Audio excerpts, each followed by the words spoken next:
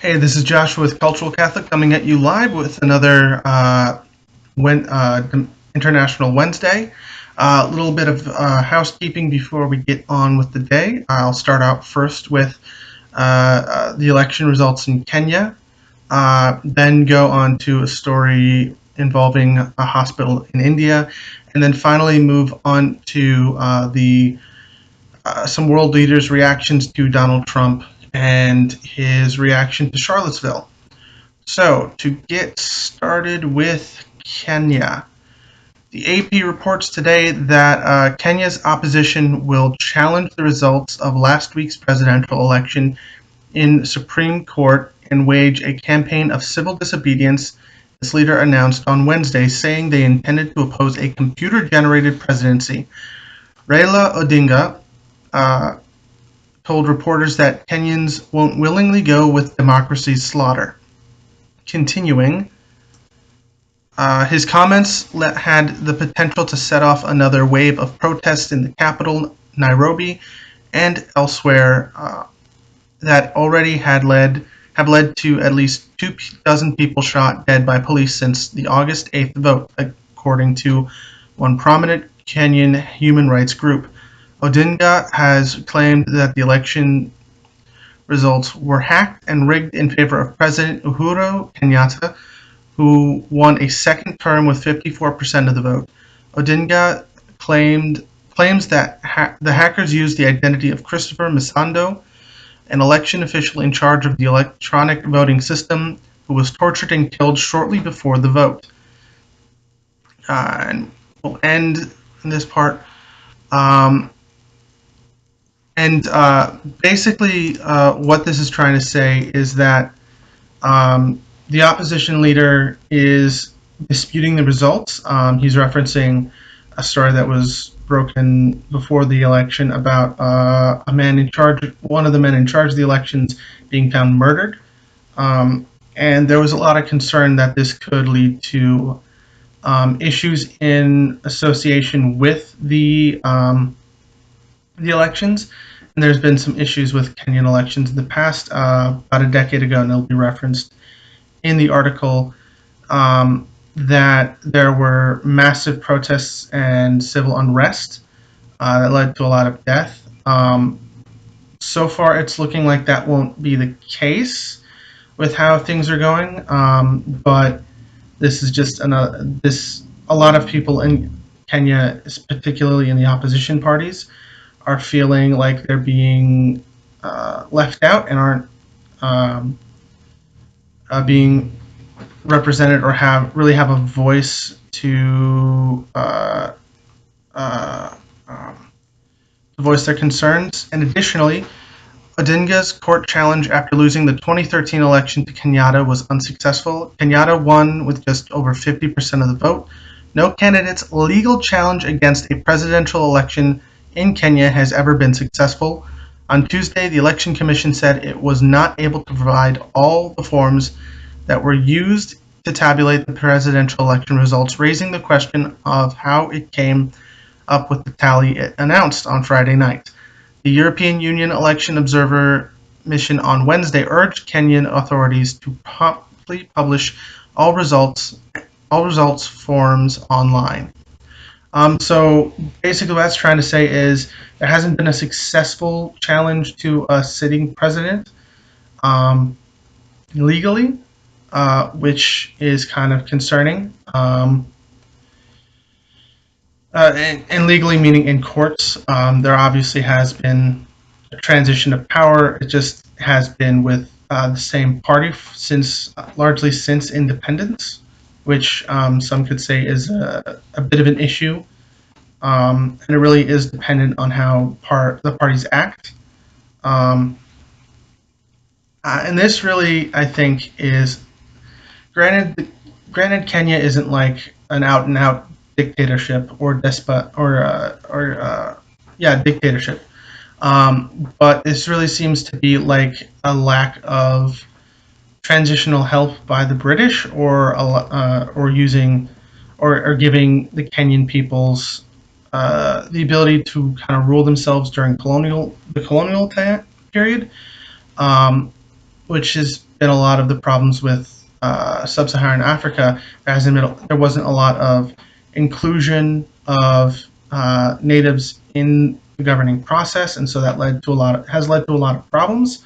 Now, I'm not saying that there aren't like shining examples of good African governments post-colonial rule, but it is part of the issue, and that really was just part of how colonialism worked.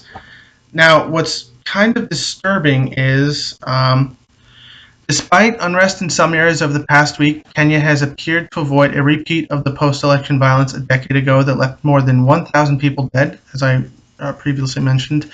Also on Wednesday, Kenya's Interior Minister Fred Matiang'i stopped an attempt to deregister two civil society groups that had pointed out anomalies in the presidential election.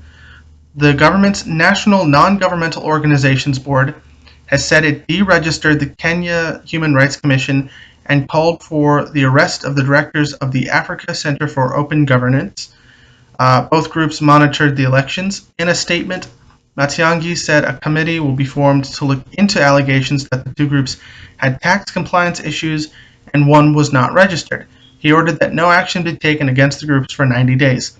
Civil society activists said Kenya Revenue Authority officials and police raided the offices of the African Center for Open Governance.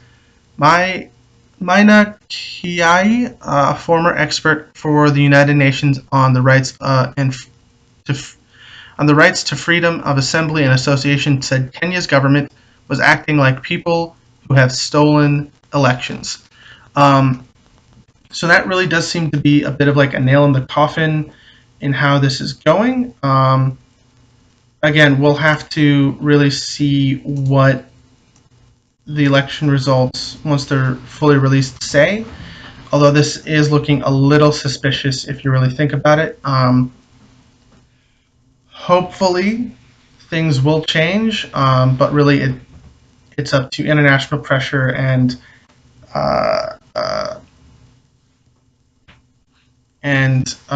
accountability, which seems to have been challenged by the Kenyan government, to be honest. And this is a little anecdotal, but I worked with someone who was from Kenya while I was in college, and she was dissatisfied with the Kenyatta government and the party Kenyatta is part of. So this may be, obviously it is something that needs to be looked at, but it's obviously something that the Kenyatta government isn't really paying attention to.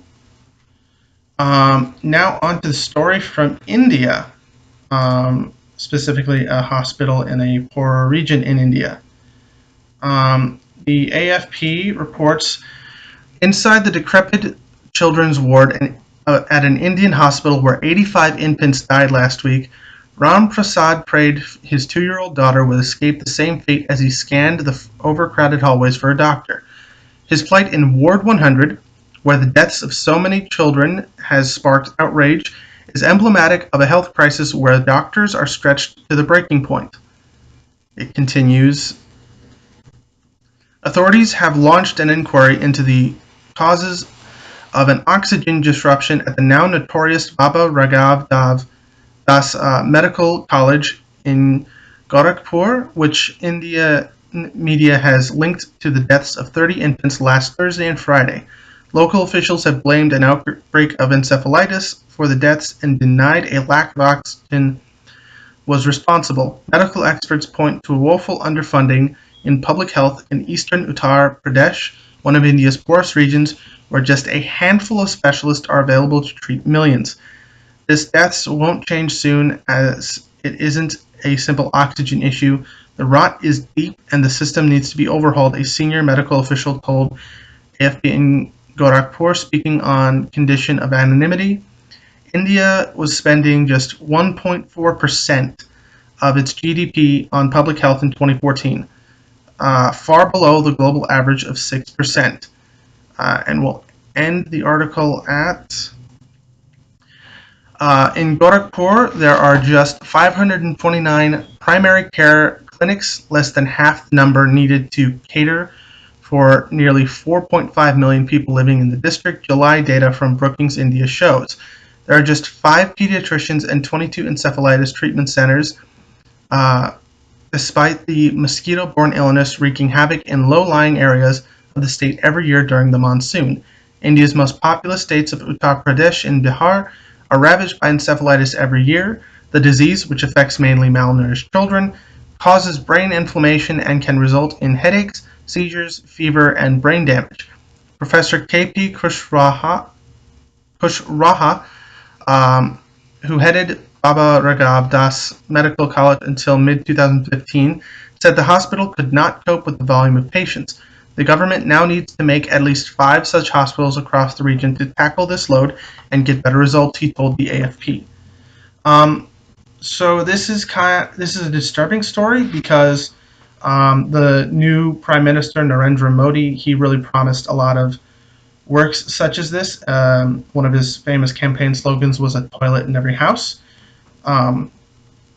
India really is like a shining example of post-colonial democracy. Almost everyone votes in India. I actually heard a story of a voting booth set up for one person because they lived so far away from everyone else, and this guy consistently votes.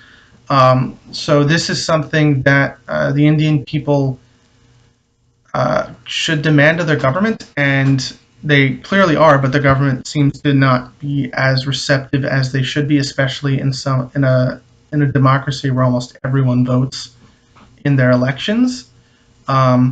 So I think they need to put a little bit more pressure, maybe elect new officials to these positions,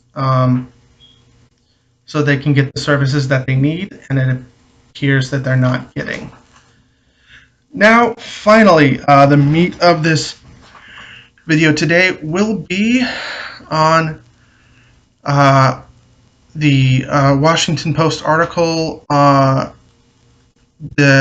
really delineating the reactions that world leaders are having to Trump's statements from the weekend. Washington Post reports President Trump's off-the-rails Tuesday news conference, in which he again blamed both sides in Charlottesville, effectively undoing his earlier conciliatory remarks, earned him another wave of backlash from world leaders Wednesday. And I'm going to show a bunch of images of Twitter posts. I may try to translate as best as I can with some. After this, chaos erupted in Charlottesville over the weekend after white supremacist groups that had gathered for a Unite the Right rally clashed with counter-protesters. After the planned rally was canceled, a car plowed into a crowd of counter-protesters, killing one person and injuring 19 others. Police later arrested 20-year-old James Alex Field Jr. of Ohio, who was identified by a former teacher as being a longtime Nazi sympathizer. Now, a little bit of background before we get into the reactions from world leaders. This Unite the Right rally was to protest the taking down of a Robert E. Lee statue in Charlottesville, Virginia. And I am for taking it down and putting it in a museum, but a lot of people feel like it's attacking their heritage, and a lot of alt-right, neo-Nazi, and neo-Confederate and Ku Klux Klan groups were out and protesting. And this guy who did a heinous act of domestic terrorism was part of one of these groups. So the first reaction I want to go over is the British Prime Minister's Theresa May's reactions. She said in a statement, "I see no equivalence between those who propound fascist views and those who oppose them. I think it is important for all those in positions of responsibility to condemn far-right views whenever we hear them." And Britain kind of has a bit of a leg to stand on because they vehemently fought the Nazis for a long time, and they're fascist and far-right fascist and far-right organization, and this is a really good. I feel it was a really good statement. Going on to the European Union, which grew out of fascism and World War II, it said in a statement, the EU is founded on the principles of liberty, democracy, respect for human rights and fundamental freedoms, and the rule of law. And that's really kind of shoving in the face of Trump that what he's trying to do of dividing us, because his statement was both sides. Originally, it was many sides did violence, but then he changed it slightly to both sides did violence. I will admit that Antifa protesters counter protesters probably did do violence. That's part of the modus operandi, and that is not something that the left should promote. But that being said, a significant amount of the violence was perpetrated by those on the right who were there to protest taking down this statue. And Trump tried to divide, and the EU is basically saying, we're for all of these things that unify us. And granted, they're not specifically calling out Trump, but they are calling him out. Now, the German Justice Minister Heiko Maas said in his statement, it's translated above because it's in German, it is unbearable how Trump is glossing over the violence of the right-wing hordes from Charlottesville. No one should trivialize anti-Semitism and racism by neo-Nazis. And fellow Social Democrat Martin Schulz, who is the leader of the Social Democratic Party, which Maas is a member of, said Nazis should be confronted decisively. What Trump is doing is highly incendiary. Those who downplay violence and hate betray the values of the West. Again, that is translated from the Twitter post below because it's in German, and they really do have a leg to stand on because Germans have been consistently since the end of World War II. West Germany originally, and then when they reunified, Germany as a whole has been pretty stalwart in fighting fascism and Nazism, especially in their own country, and the fact that they have to speak out against foreign American Nazism, which we fought Nazis, is pretty sad. And the Ayatollah said in a Twitter statement, if the U.S. has any power, they better manage their country, tackle white supremacy rather than meddle in nations' affairs. And there's a picture of him with a child trying to do something nice, I guess. And that really is something that makes a lot of sense because we meddle in a lot of other countries' affairs saying we're doing this for altruism and for democracy, and these groups are pretty anti-democracy, and our president seems to be very, at the very least, ambivalent to them, and that is not something that we really like to think about. Continuing on, Trump's initial public remarks on violence in Charlottesville were criticized by many, including members of his own political party, for being insufficient and vague. On Monday, the president specifically called out the Ku Klux Klan, neo-Nazis, white supremacists, and other hate groups in unscheduled remarks at the White House. Though some criticized Trump's comments as too little, too late, I would be one of them. It then continues. However, on Tuesday, Trump seemed to revert to his original statement in a terse exchange with reporters at what was supposed to be a news conference about infrastructure. And I'll go into those remarks. The reporter asks, Mr. President, are you putting what you're calling the alt-left and white supremacists on the same moral plane? Trump replied, I'm not putting anyone on a moral plane. What I'm saying is this. You had a group on one side and you had a group on the other, and they came at each other with clubs, and it was vicious and it was horrible, and it was a horrible thing to watch. But there is another side. There was a group on this side. You can call them the left. You just called them the left, that came violently attacking the other group. So you can say what you want, but that's the way it is. He then continued, yes, I think there's blame on both sides. If you look at both sides, I think there's blame on both sides, and I have no doubt about it. And what you don't have any doubt about it either. And if you reported it accurately, you would say, the reporter then interrupted, the neo-Nazis started this. They showed up in Charlottesville to protest, and Trump interrupted him. Excuse me, they didn't put themselves. And you had some very bad people in that group, but you also had people that were very fine on both sides. You had people in that group. Now, while his response was incoherent, he's basically saying that both sides are to blame, and that's not entirely accurate. Again, if there were Antifa in that counter-protest, which is highly likely, they did violence, and that is wrong, and that is horrible, and that should not be something the left promotes. But they didn't kill anyone, and they didn't also beat people in a much larger group. Antifa was a smaller group within the counter-protesters. There was BLM. There was many other groups in there that are avowed that are, as an organization wide. I'm not going to say that specific chapters exactly follow that, but as a group wide, they're non-violent.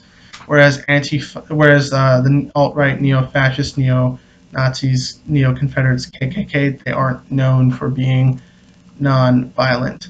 So that is those are the stories for the week on a international scale. A little bit of domestic came in at the end, but it's important to talk about. This is Josh with Cultural Catholics signing off.